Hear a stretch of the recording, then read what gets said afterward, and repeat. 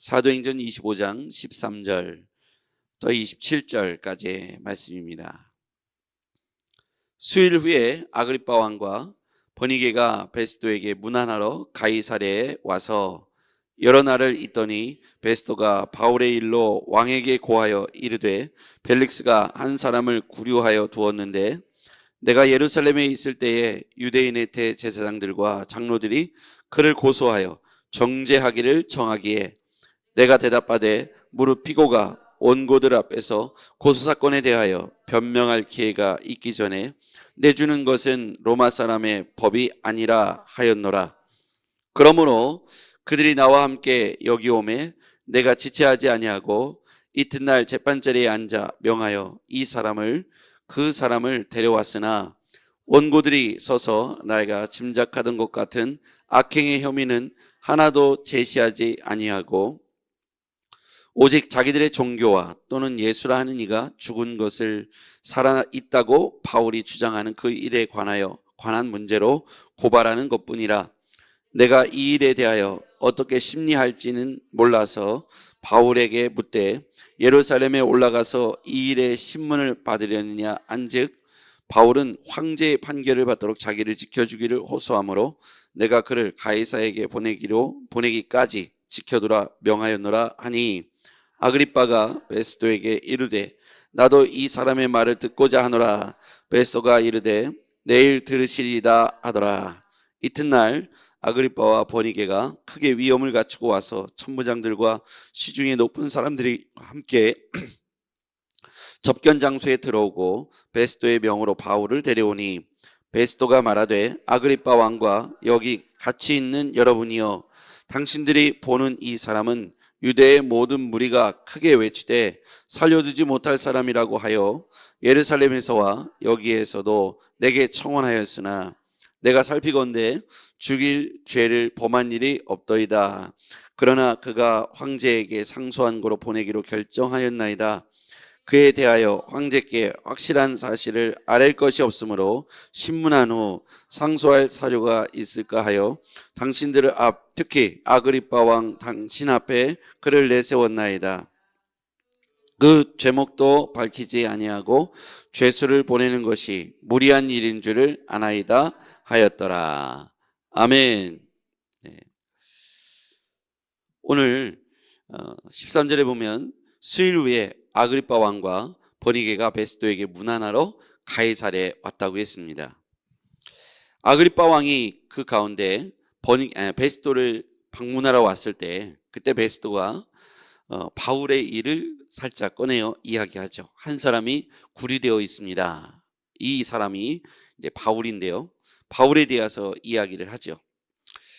그때 15절에 내가 예루살렘에 있을 때에 유대인의 대제사장들과 장로들이 그를 고소하여 정죄하기를 청하니,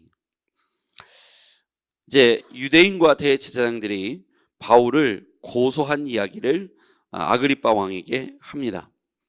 그때 고소 사건에 대하여 피고가 원고들 앞에서 고소 사건에 대해서 변명할 기회를 주는 것이 로마 사람의 법이다.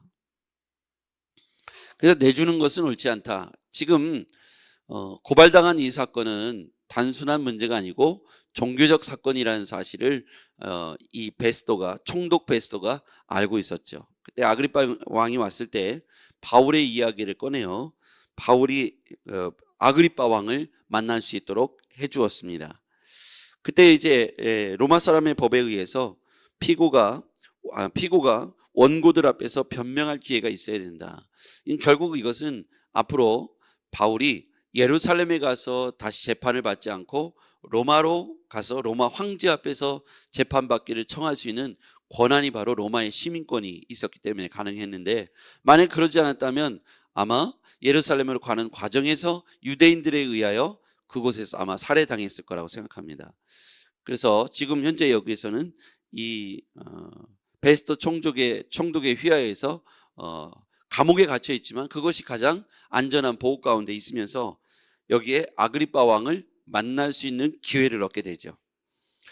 지금 아그리빠 왕을 만나는 것을 통해서 바울이 뭐라고 하는지 자기를 변론하는지, 무죄함을 입증하려고 하는지, 아니면 그 가운데에서 복음을 말하는지, 오늘 우리는 그것을 한번 볼 필요가 있습니다.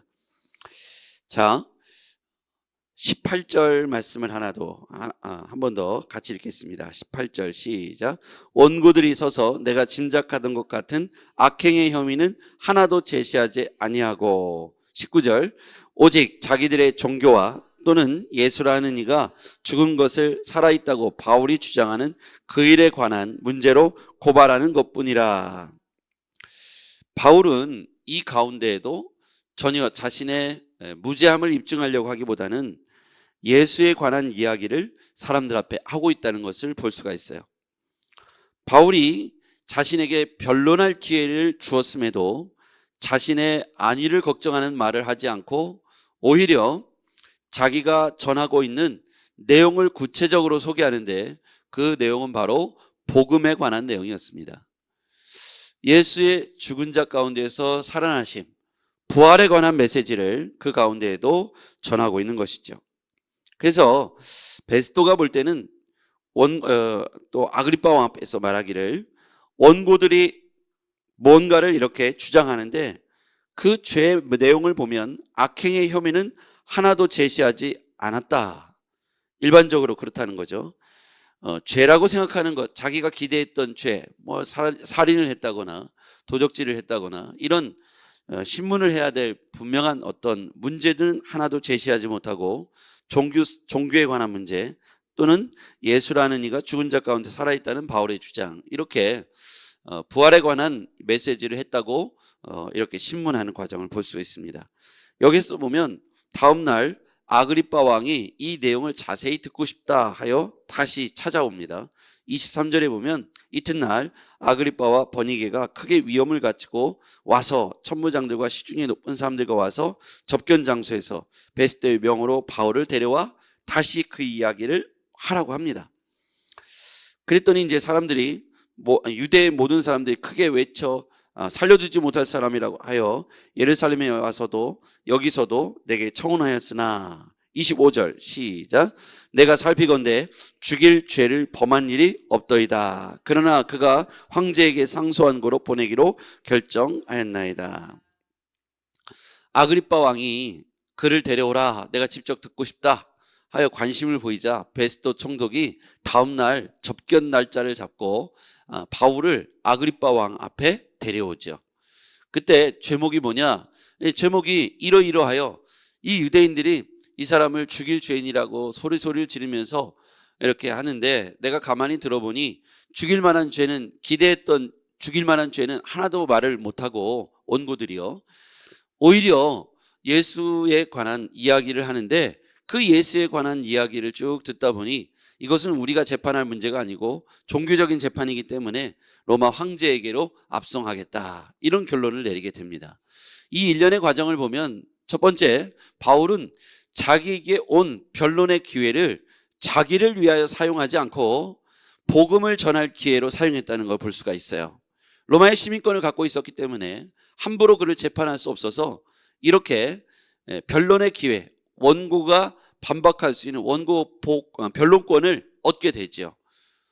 그 원고 변론권은 어떻게 보면 자기를 구명할 수 있는 마지막 기회에 해당하지만, 아그리파 왕의 앞에서조차도 자기가 이 기회를 얻어서 복음을 전할 수 있는 기회로 활용했다는 거예요. 나를 살려주십시오라고 하는 말보다는 복음을 전할 수 있는 기회로 사용하여 예수의 부활을 말하고, 그리고 복음의 핵심 예수 그리스도를 전하는 그 일을 오히려 기회로 삼아서 하고 있다는 겁니다.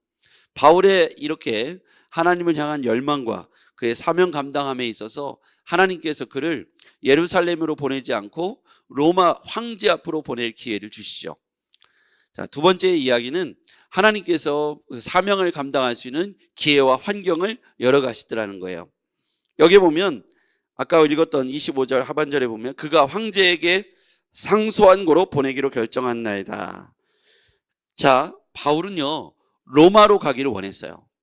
그것도 황제 앞에 가서 복음을 전할 기회를 얻는다면 당시에 이쪽 이스라엘 근동, 소아시아, 로마, 지금에 말하면 이탈리아, 또 이스라엘 이 근방의 유럽의 패권은 로마가 쥐고 있었어요. 모든 땅은, 모든 도로는 로마를 향하고 있습니다. 로마가 모든 나라를 이렇게 지배하고 정복한 이후에 도로를 다 로마로 뚫어놨어요. 그러니까 복음이 가장 확실하게 전파되려면 로마로 가서 적어도 로마 황제를 만약에 복음으로 전할 수만 있다면 이거는 한 사람 개인의 복음 전도로 끝나지 않고 일대의 모든 나라들이 복음을 들을 수 있는 엄청난 변화가 일어나는 것이죠. 그래서 바울은 놀랍게도 예루살렘이 아닌 로마로 가서 복음을 전할 기회를 얻고자 했습니다. 그런데 지금 구류되어 로마 이 유대인들에 의해서 이렇게 고발되어서 벨리스 총독이 그를 잡아두었잖아요. 안 그랬으면 엊그제 본문에 보면 바울을 죽이지 않고는 먹지도 마시지도 않겠다고 결사한 사람들이 40명이나 되었다고 했습니다. 벨리스 총독이 그를 잡아다가 옥에 가둬두지 않았다면 아마 바울은 그 사람들에 의해서, 유대 사람들에 의해서 끔찍한 사륙을 당했을 겁니다. 그런데 하나님께서 바울이 로마로 가요 복음을 전하기를 원했을 때 그를 지켜주시고 로마로 갈 수 있도록 비록 죄수의 신분이지만 황제를 만날 수 있는 길을 열어주셨다는 것이죠. 이렇게 사명에 집중할 때 하나님은 그와 함께 하시고 그의 길을 인도하셨다는 사실입니다. 여기에 보면 바울이 죽일 만한 죄를 짓지 않았다고 했어요. 여러분 이 얘기를 듣다 보면 저는 이 본문을 묵상하다가 한 분이 생각났습니다. 바로 예수님이죠. 본디오 빌라도에게 신문을 당하고 많은 사람들이 유대인들이 죽이시오 할 때 바나바와 예수 중 누굴 놓아줄까 했을 때 사람들이 바나바 그러면서 예수를 오히려 십자가에 못 박으라 그랬지 않습니까? 여기서 보면 본디오 빌라도는 예수에게 죄가 없다는 사실을 알았어요. 예수님이 죄가 없다는 거예요. 보면 유대인들이 생각하는 율법적이고 종교적인 죄 외에는 예수님은 윤리적이고 도덕적인 죄를 하나도 짓지 않았다는 거예요.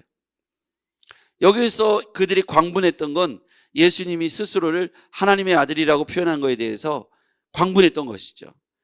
예수가 메시아라는 사실에 대해서 유대인들은 지금까지 인정하고 싶지 않은 것이죠.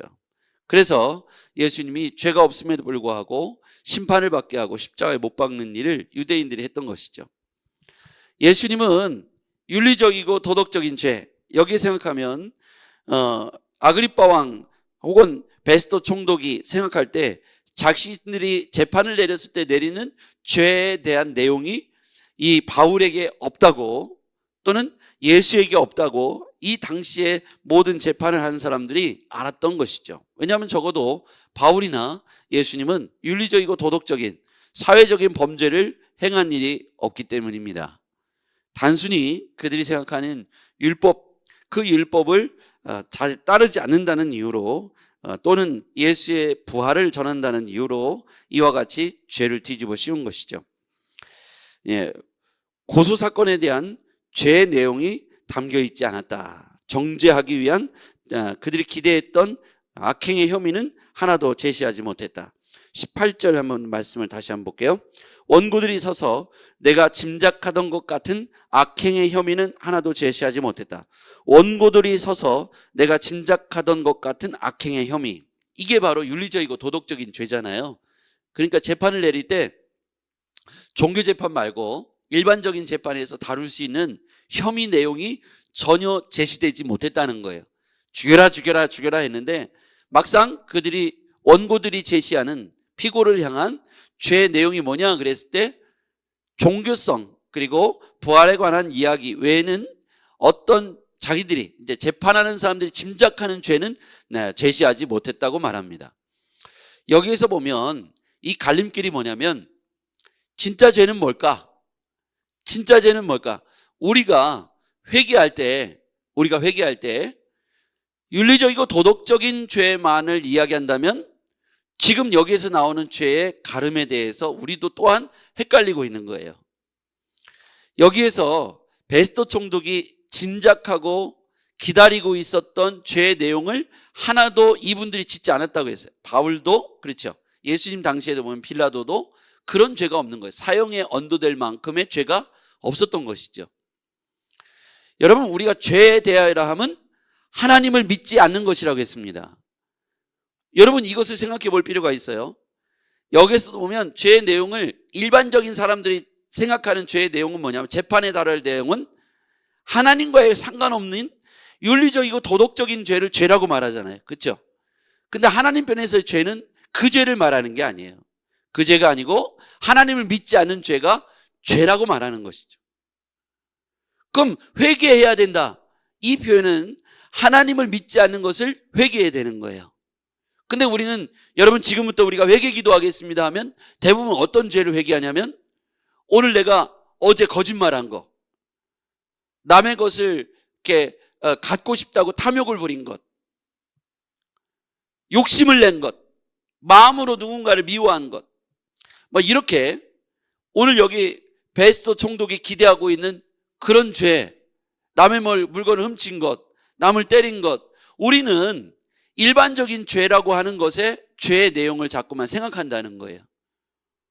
오늘 바울의 죄는 그런 죄가 아니고 부활에 관한, 예수가 살아계시다는 죄를 그것을 얘기했을 때 이 유대인들은 화가 났던 것이죠. 예수가 살아있다는 말에. 여러분, 우리가 죄에 대하여 사탄은 윤리적이고 도덕적인 죄로 우리를 자꾸 뒤집어 씌우는 거예요. 그러면 예수가 필요 없다고 말하게 되는 거죠. 안 믿는 사람들이 뭐라고 얘기합니까? 나는요, 교회 안 가도 돼요. 예수가 필요 없어요. 왜요? 법 없어도 살 수 있어요. 우리 얘는 교회 안 다녀도 돼. 너무 착해. 얘는 죄를 안 지어. 얘가 교과서고 얘가 법전이야. 얘가 죄를 지었다면 나머지는 다 죄 있는 거야. 그래서 얘는 예수 안 믿어도 돼. 교회 안 가도 돼. 제가 이런 사람 많이 봤어요. 너무 착하기 때문에 예수를 안 믿어도 되고 얘는 천당 갈 거라는 거예요. 오늘 여기에서 논쟁은 뭐냐면, 죄에 대하여라 함은 하나님을 믿지 않는 것입니다. 오늘 베스토 총독이나 여기에서 보면 아그리빠 왕은 이 사람이 갖고 있는 죄가 없다는 거예요. 이게 바로 세상 사람들이 정죄하는 죄의 내용이에요. 근데 하나님 안에서의 죄는 무슨 죄입니까? 하나님을 하나님으로 인정하지 않는 죄죠. 오늘 사도 바울이 그럼에도 불구하고 이 종교적인 또는 부활에 관한 논쟁을 계속해서 복음을 전함으로 죄의 형벌을 뒤집어 씌우고 지금 이렇게 로마로 압송되는 과정은 철저한 성령의 이끄심이다. 하나님이 하실 일이 있어서 바울을 그 가운데 결박당하게 하시고 그를 통하여 로마로 가는 방식이 원하는 계속 이렇게 좋은 통로를 통해서 가는 것은 아니었지만, 그러나 하나님께서 그를 궁극적으로 로마에 가게 하고자 하여 재판을 받게 하고 로마의 시민권을 그때 사용하도록 하셨다는 것이죠. 이 모든 역사의 핵심은 성령이 이끌어 가셨다. 이유 없고 까닭 없는 고난은 없습니다. 하나님이 하실 일들을 우리가 기대해 본다면, 바울이 비록 호송줄에 묶여서 바울이 로마로 가지만 그조차도 하나님께서 이끌어가는 방식이더라.